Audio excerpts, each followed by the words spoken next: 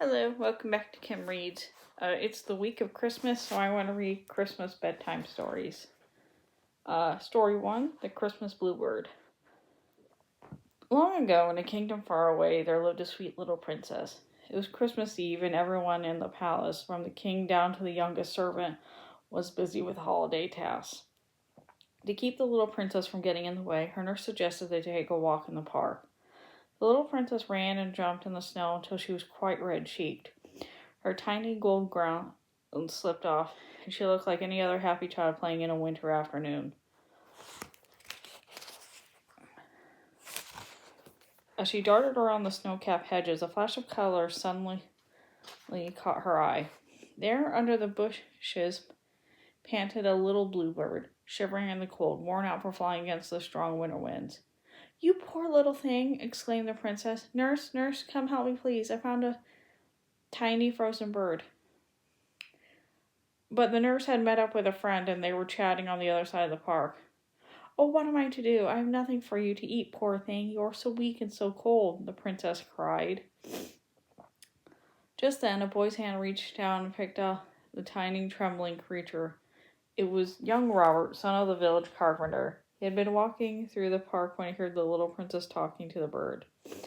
"Let me help, little girl," he said. "I have some breadcrumbs here in my pocket the bird can eat. We'll feed her and warm her up. Then maybe she'll be able to go on her journey to the Southland."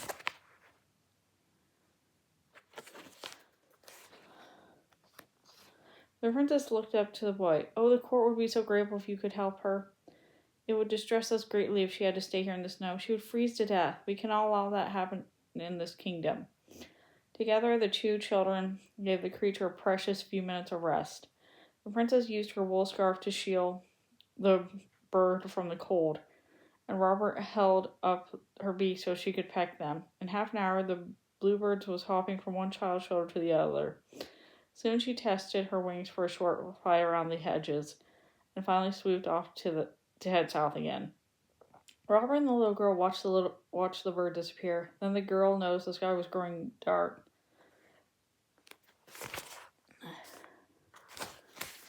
"Goodness, nurse will be mad if I stay away longer. I must return to the palace now, but I want to thank you for helping the little bird. I assure you, youngster, your kindness will not be forgotten."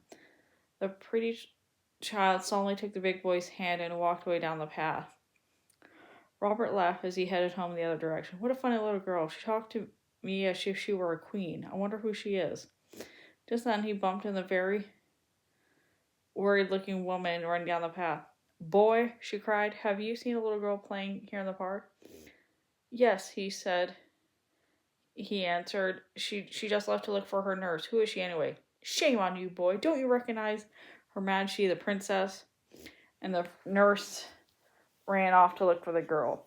That night, both children snuggled in warm beds. Under her fine woolen blanket, the princess saw visions of Christmas and bluebirds and big boys.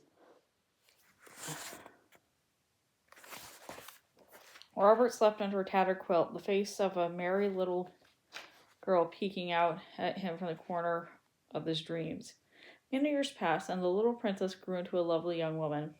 Because she was kind as well as beautiful, she had many royal suitors from foreign lands asking for her hand in marriage. The princess went to her father in despair. "Father, what am I to do? There are many suitors calling at the palace every day, and yet I see no one who interests me. I care nothing for riches or for power. I want to marry a man who is strong in body and keen of mind. But most importantly of all, I want a man with a good heart. How can I find that man, father?" Together, the king and his daughter planned contests for all the young men in the kingdom. The test would point them out to the man with the strongest body, the keenest mind, and the best heart.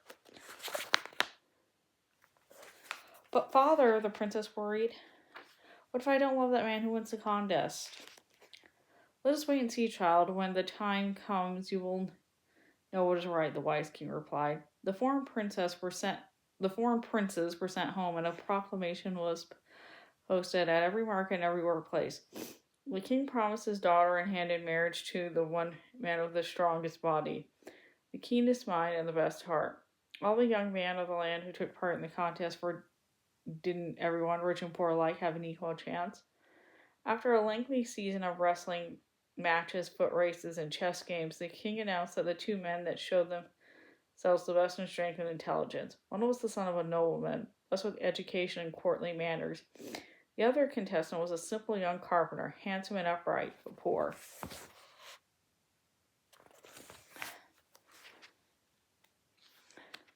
From a seat by his father's side, the princesses searched for each man's face.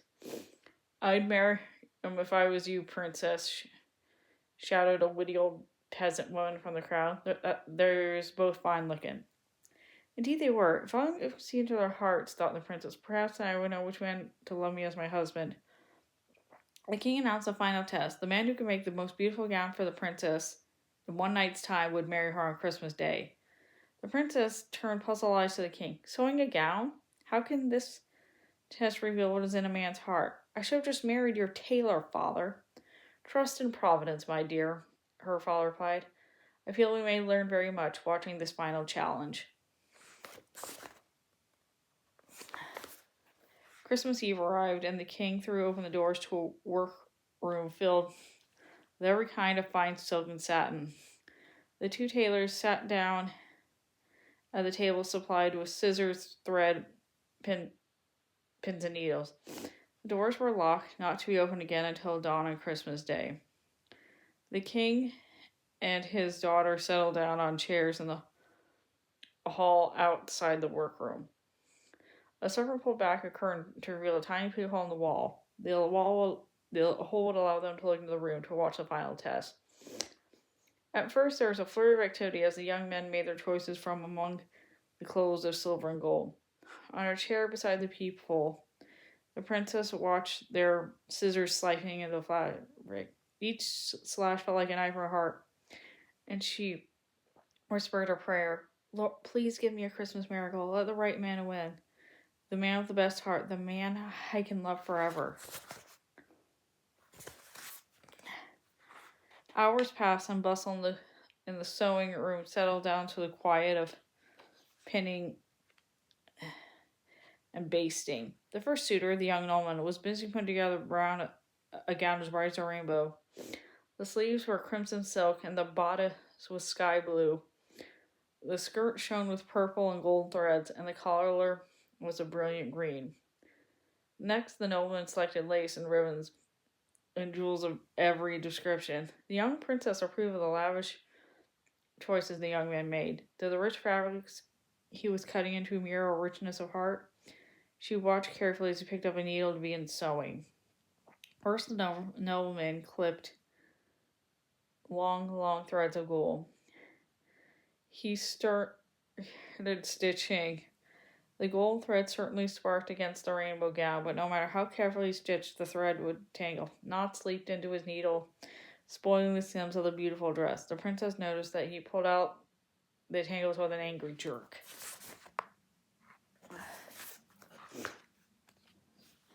Over the carpenter's table, work progressed more slowly. The young man's rough hand snagged a delicate fragment before him. So many lovely colors, so many choices, yet it was hopeless. What did he know of courtly jeweled gowns? He was a simple carpenter, not someone the princess would want to marry. Yes, he had done well in the king's other contest, yet he had let himself hope with his dreams might come true. But now, the carpenter closed his eyes and remembered back to a Christmas long ago where he had first seen the princess. He knew she didn't remember, but in his mind the picture was crystal clear.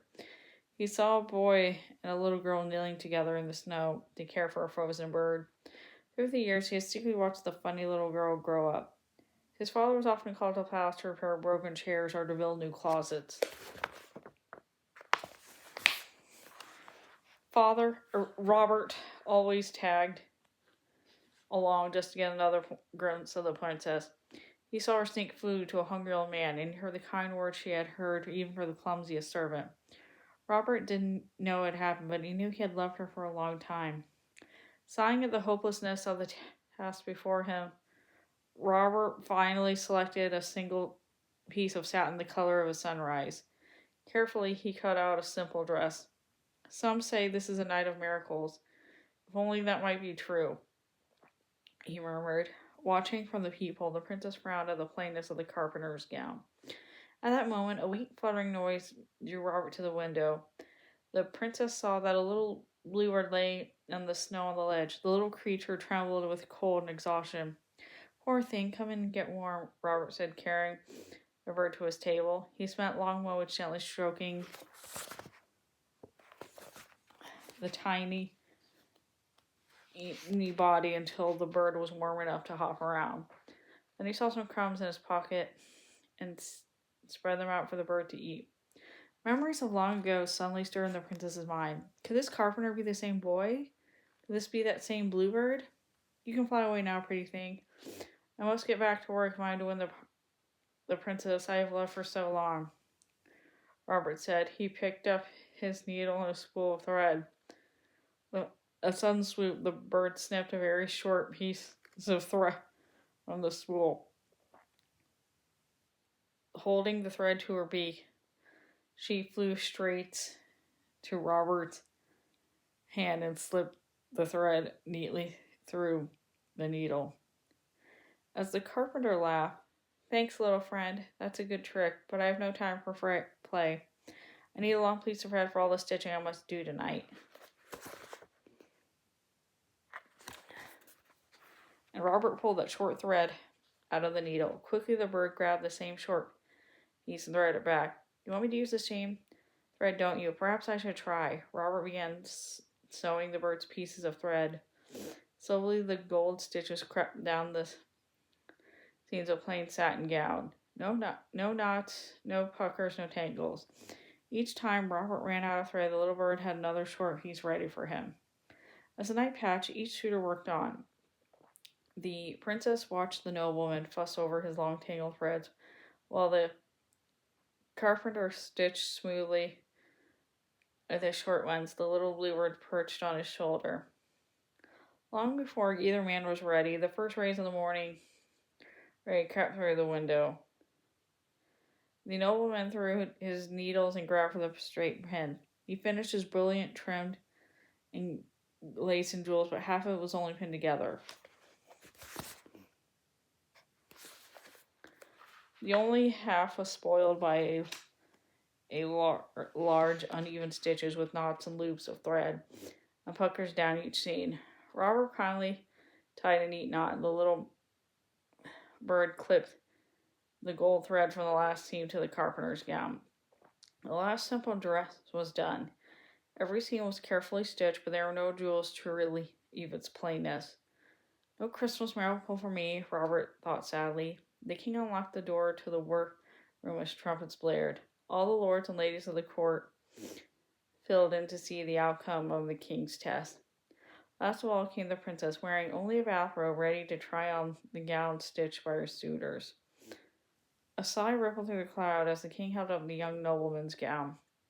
At first glance, it was a lovely image. The gems sparkled at first glance, and it was a lovely thing. The gems sparkled, the brilliant colors shone, and the lacy ruffles floated down the front. With a heavy heart, the princess slipped behind a screen and pulled the dress over her head.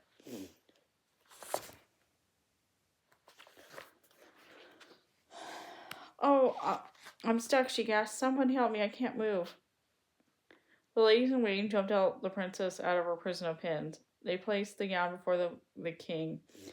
In the clear light of day, every pin, every pucker, every knotted golden thread showed plainly. The king frowned. "I fear this gown reveals the true nature of your heart, young sir. No matter how beautiful the outside may be, it cannot hide the knots and tangles of a troubled soul." He turned to Robert and picked up the carpenter's simple dress. No lace, no tucks, no trimmings, no jewels, just plain golden stitches marching neatly down the satin in the color of sunrise. With trembling fingers, the princess slipped in the gown and stepped out before her father and all the court. The bluebird flew over her and perched on her shoulder. Brightness streamed in the room. It lit up the sunrise satin until the lovely young